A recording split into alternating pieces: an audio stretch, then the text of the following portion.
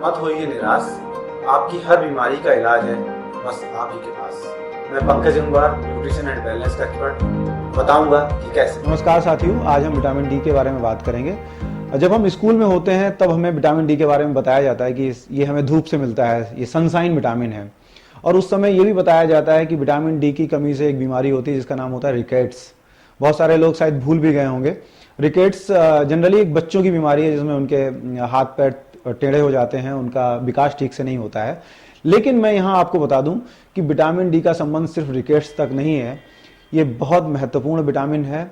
और ये technically vitamin नहीं है, एक हार्मोन है, इसका विटामिन का नाम दिया गया है। मैं आपकी जानकारी के लिए बता रहा हूं। तो ये बहुत महत्वपूर्ण है, सिर से लेकर पांव तक हमारे लिए बहुत जरूरी है। तो आज हम ऐसी ही उन समस्याओं पर बात करेंगे जिनका संबंध विटामिन डी की कमी से है। आजकल कोरोना का संकट चल रहा है तो हर जगह इम्यूनिटी की बात की जा रही है कि अगर हमारा इम्यून सिस्टम ठीक होगा, हमारी इम्यूनिटी ठीक होगी तो हमें कोरोना कोई असर नहीं पहुंचाएगा। तो विटामिन डी का इम्यूनिटी से बहुत बड़ा लिंक है। अगर आपके शरीर में विटामिन डी की पर्याप्त मात्रा रहेगी तो आपके ऊपर किसी भी बैक्टीरिया या वायरस का इफेक्ट नहीं हो पाएगा। मेरा अपना एक्सपीरियंस है। मेरी एक परिचित महिला थी, बड़ी अमीर परिवार की थी, और उनका बुखार ठीक नहीं हो रहा था, उनको फीवर नहीं जा रहा था। शहर के सब बड़े से बड़े डॉक्टर्स को दिखा लिया लेकिन बुखार ठीक नहीं हो पा रहा था। अंत में किसी डॉक्टर से कंसल्ट किया तो उन्होंने विटामिन डी का लेवल चेक कराने के लिए कहा और उनके अंदर विटामिन डी की बहुत ज़्यादा कमी थी। और जब विटामिन डी का उन्होंने सप्लीमेंट्स लिया, पूर्ति की, तो उनका वो बुखार चला गया। ऐसे ही दूसरी समस्या जिसके बारे में आप लोग हमेशा समझते हैं कि भाई किसी की अगर हड्डियों में दर्द हो रहा है या जोड़ों में दर्द हो रहा है तो सब जानते हैं कि कैल्शियम कमी से होता है, विटामिन डी की कमी से होता है। तो उसमें भी हम लोग कई बार जो है अंडर एस्टिमेट कर जाते हैं। कई बार समस्या विटामिन डी की कमी से जुड़ी हुई होती है लेकिन हम उसको पहचान नहीं पाते। हमारे एक मित्र हैं, उनके जोड़ों में दर्द था। उन्होंने शहर के नामी ग्रामी डॉक्टर्स को दिखाया। डॉक्टर्स ने उनकी जोड़ों की एमआरआई से लेके महंगी महंगी जांचें कराई, 20-25 हज़ार रुपए की जांचें करा दी। और उसके बाद उन्होंने कहा कि शायद बचपन में आप कहीं गिरे होंगे और आपको चोट लगी होगी, शायद उस कारण आपको आपके घुटनों में दर्द हो रहा है। क्योंकि 35-40 की उम्र में अगर आपके घुटनों में दर्द हो रहा है तो ये तो नहीं कहा जा सकता कि घुटने घिस गए होंगे या कुछ भी है। हो सकता है कि आपके बचपन में कोई चोट हो। जब उन्होंने मुझसे डिस्कस किया तो मैंने कहा नहीं, आपको विटामिन डी की कमी है, एक बार आप विटामिन डी का सप्लीमेंट्स लेके देखें, हो सकता है आपको फायदा हो। तो उन्होंने कहा नहीं, मैं तो धूप में निकलता हूँ, बाहर भी घूमता हूँ, नहीं मेरे अंदर विटामिन डी की कमी नहीं हो सकती। उन्होंने चेक कराया तो उनका जो विटामिन डी का लेवल था वो करीब करीब 25 के आसपास निकला, 25 नैनोग्राम पर डेसीलीटर पर लीटर। एक्चुअली विटामिन डी की जो कमी है, जो लेवल है, आप कभी भी जांच करा सकते हैं रिपोर्ट्स में, तो 30 से नीचे जो है इनसफिशिएंट माना जाता है कि 30 से नीचे कम है। और अगर 20 से भी नीचे है उसका लेवल तो ये माना जाता है कि बहुत कम है। तो उनका लेवल करीब 30 से थोड़ा ही कम आया, 25-26 के आसपास आया। तो उन्होंने कहा नहीं, इतना कम तो नहीं है और मुझे इसकी वजह से समस्या नहीं है। तो मैंने कहा अगर विटामिन डी का आप सप्लीमेंट लेंगे तो नुकसान क्या है, लेके देखिए। साथियों मैं बताऊं, चमत्कार हो गया। उन्होंने जैसे ही विटामिन डी का सप्लीमेंट्स लिया, 3-4 पाउच खाने के बाद ही उनके घुटनों का दर्द बिल्कुल गायब हो गया। तो एक चमत्कार सा था। और ये कई बार हम लोगों के साथ भी होता है कि भाई हम लोगों को लगता है कि नहीं, हमारे घुटनों में यंग एज में ही घुटनों में दर्द हो रहा है। तो कई बार इसके पीछे विटामिन डी की कमी भी होती है। देखिए, विटामिन डी का कनेक्शन जो है बॉडी में कैल्शियम से है, मैग्नीशियम से है। बहुत सारे जो मिनरल्स बॉडी में जो है, अगर विटामिन डी का लेवल कम होगा तो वो एब्जॉर्ब नहीं होंगे। उनके एब्जॉर्प्शन के लिए विटामिन डी शरीर में पर्याप्त मात्रा में होना जरूरी है। लेकिन आजकल हमारा लाइफस्टाइल ऐसा है, हमने धूप को अपना दुश्मन समझ लिया है। हम बाहर निकलना नहीं चाहते। यदि किसी कारण बस हमें बाहर निकलना भी पड़े तो हम लोग सनस्क्रीन लोशन लगाएंगे, अपने शरीर को कपड़ों से पूरी तरह ढक लेंगे। हम लोग सोचते हैं कि धूप हमारी बहुत बड़ी दुश्मन है और हमें उससे बच के रहना चाहिए। आजकल ये भी कॉन्सेप्ट्स मैं समझता हूँ शायद सनस्क्रीन लोशन बनाने वाली कंपनियों ने ही फैलाया होगा कि जो सनलाइट में, जो सूर्य की रोशनी में यूवी रेज होती हैं और उनकी वजह से कैंसर हो सकता है, इसलिए हमें सनस्क्रीन लोशन लगाना चाहिए। साथियों ये बात बिल्कुल सही नहीं है। जब तक हम तेज धूप में नहीं निकलेंगे तब तक विटामिन डी हमारे शरीर के अंदर नहीं बनेगा। तेज धूप हमारे लिए बहुत जरूरी है। पहले ये माना जाता था कि सुबह शाम की धूप में, सुबह की धूप में बढ़ना चाहिए कि सुबह की धूप में विटामिन डी ज्यादा होती है। और लेकिन आज ये नई रिसर्च में कहा जा रहा है कि सुबह से ज्यादा दोपहर की धूप में, तेज धूप में बढ़ना चाहिए कि तेज धूप में ही विटामिन डी ज्यादा मात्रा में बनता है। तो साथियों, इस तरह के लाइफ स्टाइल के कारण हमारे अंदर विटामिन डी की कमी होती चली जा रही है। और बहुत सी ऐसी समस्याएं जिनका जिनको हम नहीं समझते। हमें लगता है कि ये समस्याएं हैं और हम डॉक्टर्स के पास जाते हैं, परेशान होते रहते हैं। डॉक्टर्स भी उनका इलाज करते करते परेशान हो जाते हैं, लेकिन वो समस्याओं का समाधान नहीं होता, जबकि उनके मूल में विटामिन डी की कमी छिपी होती है। मैं एक और उदाहरण देना चाहूँगा कि एक मेरी परिचित महिला है, उनको शरीर में दर्द होता था, हृदय के आसपास भी दर्द होता था, कई बार पेट के आसपास भी दर्द होता था। तो उन्होंने कई तरह के डॉक्टर्स को दिखाया, कई तरह के स्पेशलिस्ट को दिखाया। जब हार्ट स्पेशलिस्ट को दिखाया तो उन्होंने कहा हो सकता है आपको हार्ट की प्रॉब्लम हो, तो उन्होंने उनकी हार्ट की दवाइयाँ स्टार्ट कर दी, लेकिन उससे भी उनको कोई समाधान नहीं मिला। तो उसके बाद वो गैस्ट्रोएंटरोलॉजिस्ट के पास गई, जो पेट की बीमारियाँ ठीक करते हैं, उनके पास गए। तो उन्होंने भी उनका इलाज किया, लेकिन कोई उनको समाधान नहीं मिला और दिन पर दिन उनकी परेशानी बढ़ती जा रही थी। कई डॉक्टर्स को उन्होंने दिखाया, तो अंत में डॉक्टर्स ने उनको सलाह दी कि हो सकता है कि आपको ये समस्या साइकोलॉजिकल हो, आपके मन में ये बात बैठ गई हो कि आपको ये दर्द हो रहा है या ये आपको बीमारी है, तो आपको किसी साइकेट्रिशियन के पास मिलना चाहिए। तो अंत में वो साइकेट्रिशियन के पास भी गई और साइकेट्रिशियन ने कहा कि नहीं, ये आपकी बीमारी जो है आपकी साइकिक से जुड़ी हुई नहीं है, ये मानसिक बीमारी नहीं, आपके शरीर से जुड़ी हुई है, आप हमारे पास गलत आ गई, आपको किसी फिजिशियंस के पास ही जाना चाहिए।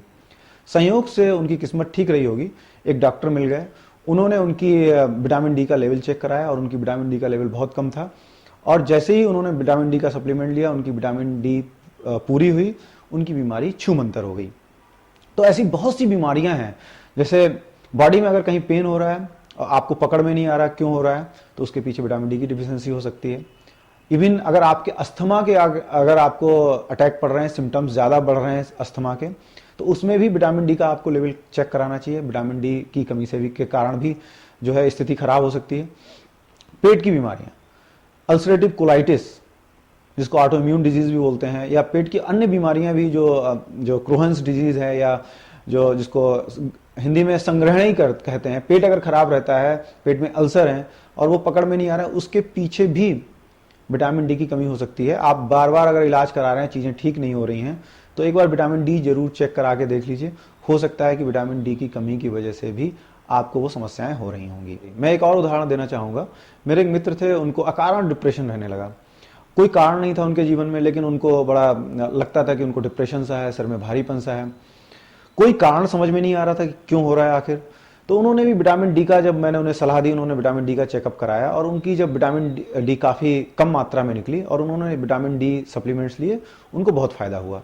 विटामिन डी का डिप्रेशन से क्या कनेक्शन है, मैं किसी और वीडियो में आपको ये बात बता दूंगा, क्योंकि यहाँ ये बताना उद्देश्य नहीं है, वीडियो बहुत लंबा हो जाएगा।